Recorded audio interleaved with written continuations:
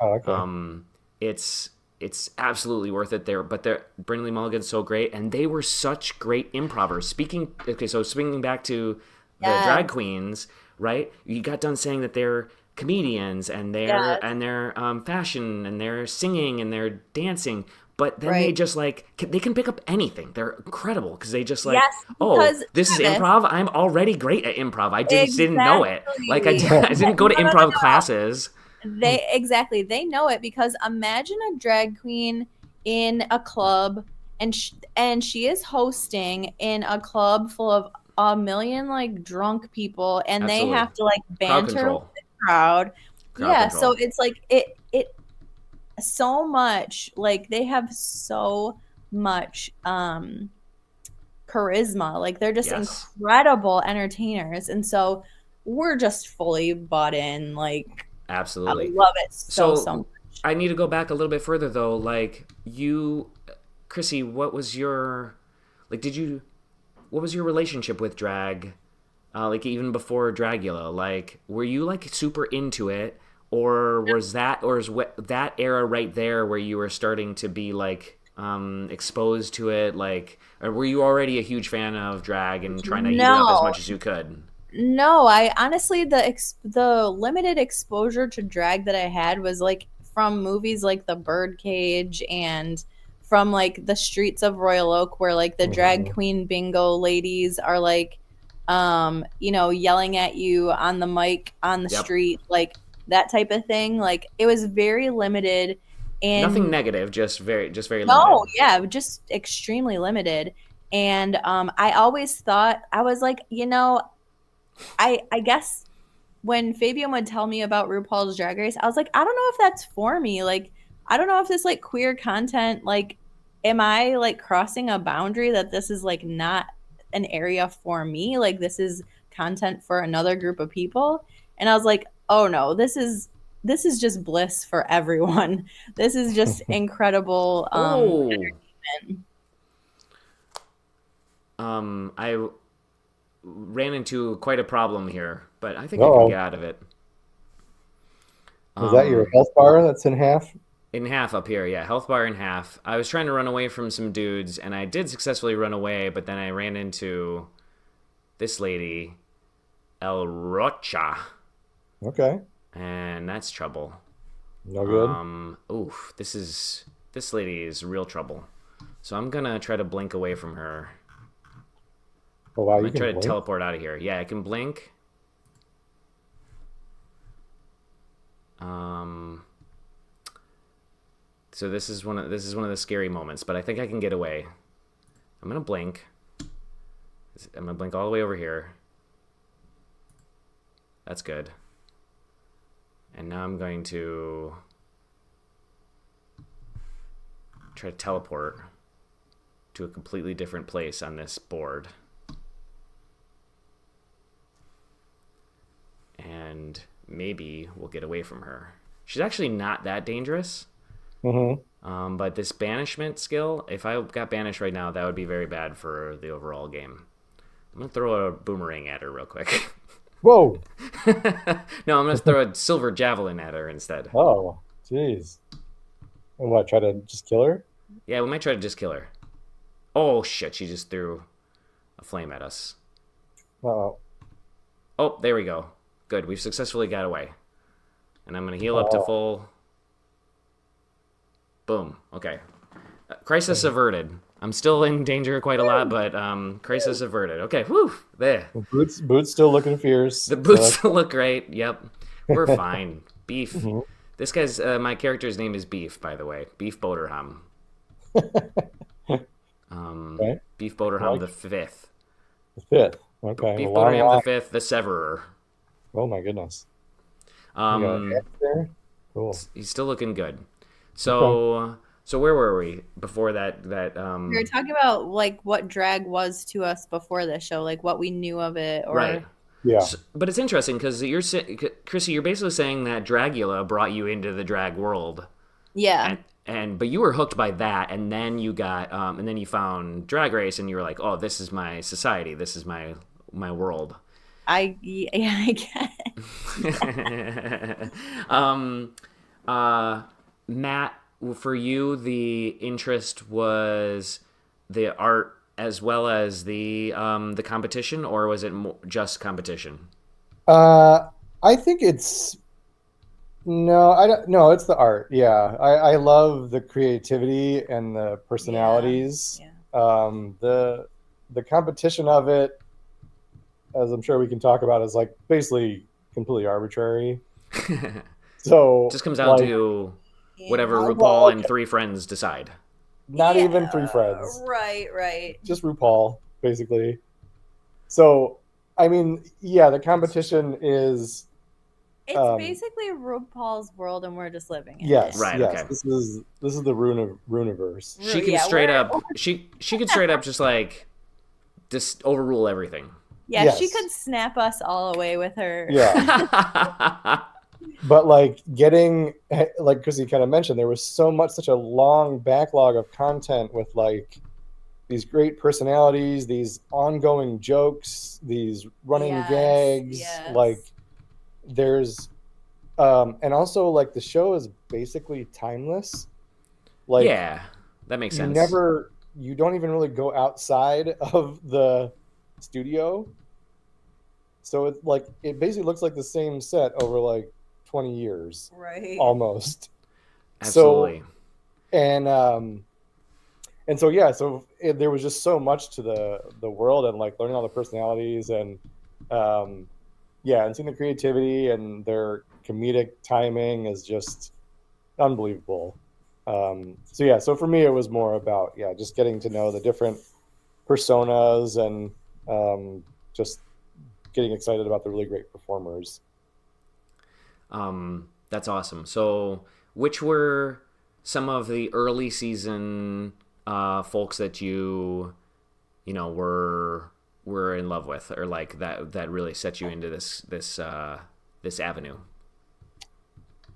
I mean, my favorite drag queen from RuPaul's Drag Race is a queen from, was it season 5, 6, 2, 1? Who? Bianca.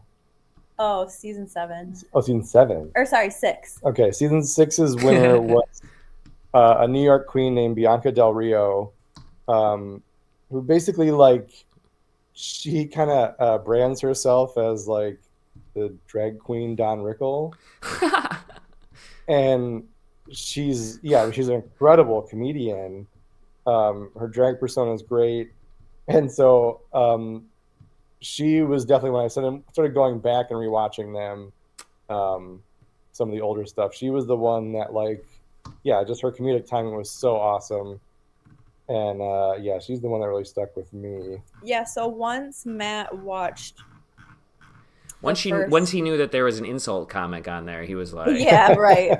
Once he watched the first season live with us and he was like, okay, I'm in on this, I was like, well, now I have to take you back into the annals of RuPaul's Drag Absolutely. Race. And so I took him back to, we started with my favorite season, which is season 5, Right. with my all-time favorite queen, who is just a goofball that is living in her own universe of and her name is Alyssa Edwards, and I love her so much. I got to see her live in Cleveland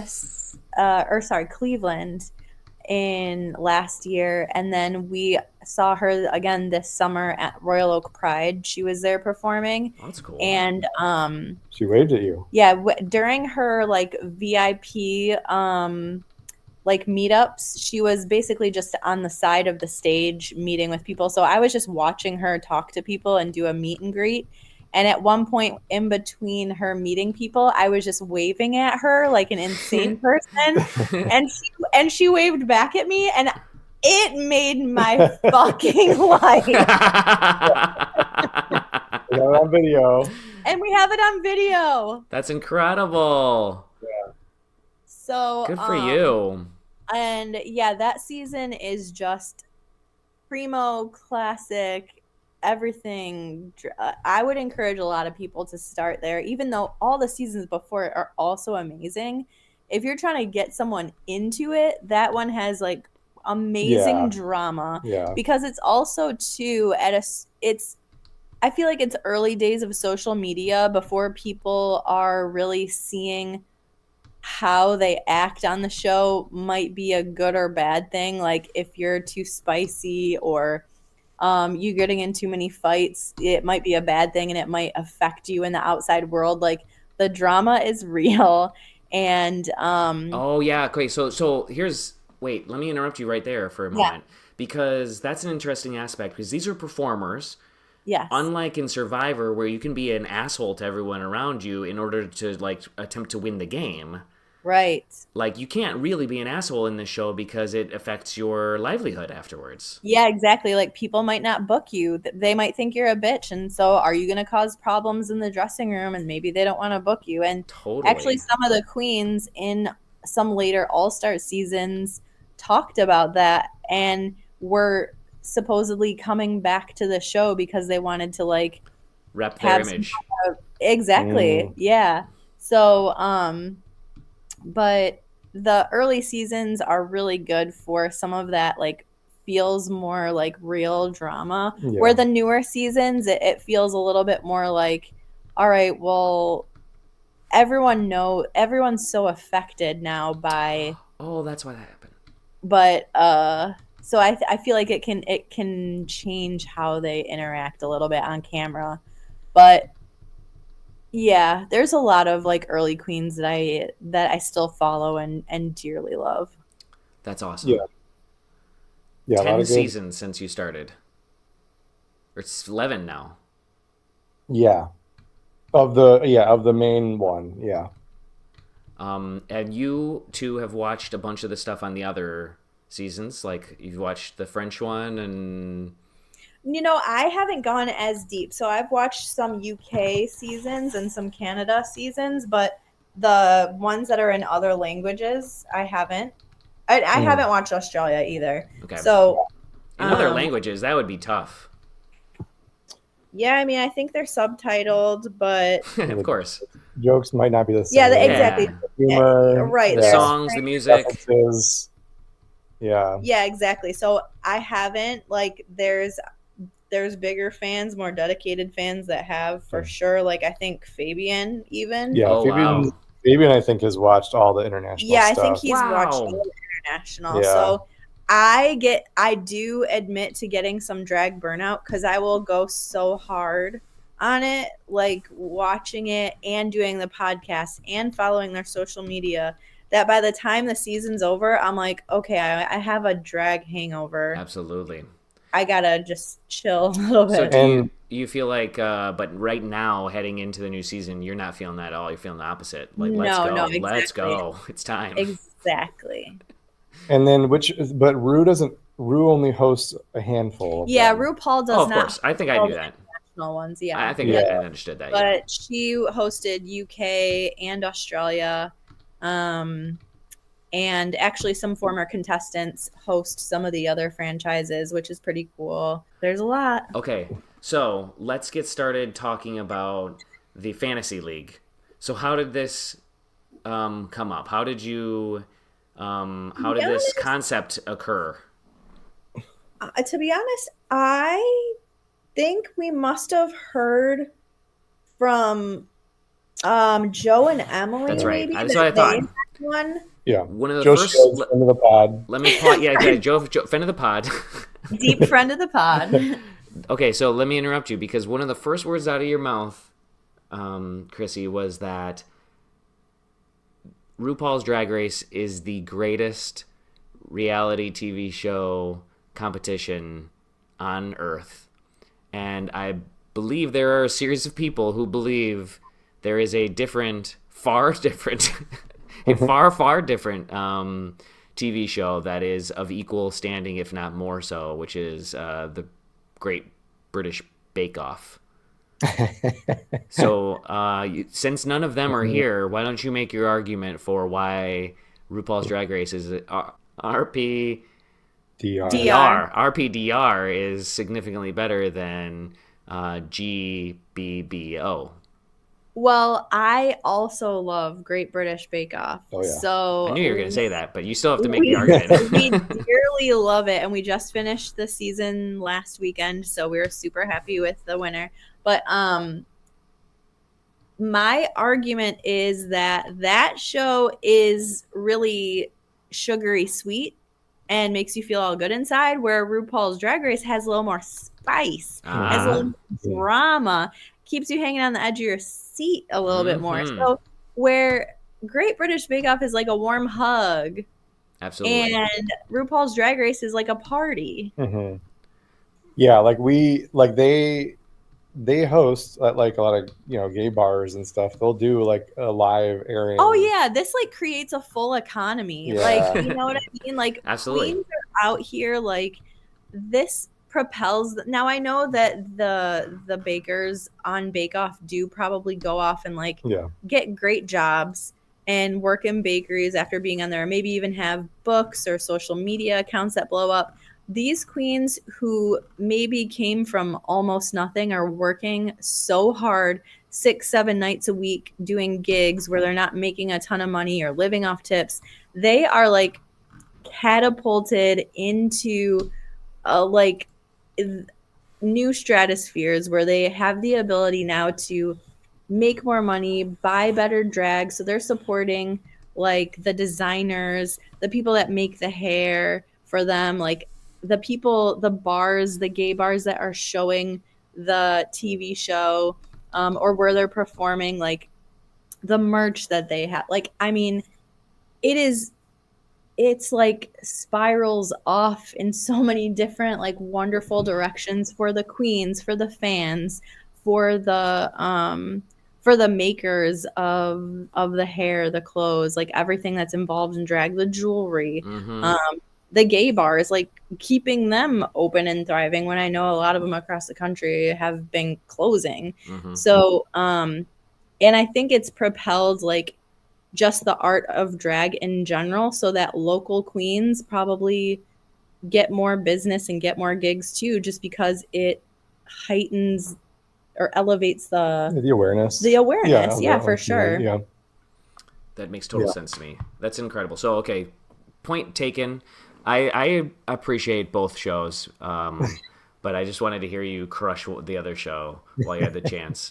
Also, like they're just focused on one thing, which is baking. Yeah. Where the queens on this show, like I said, they got to do it all, baby. Okay, they're dead. Okay, it's enough. You killed it. R.I.P. Prue.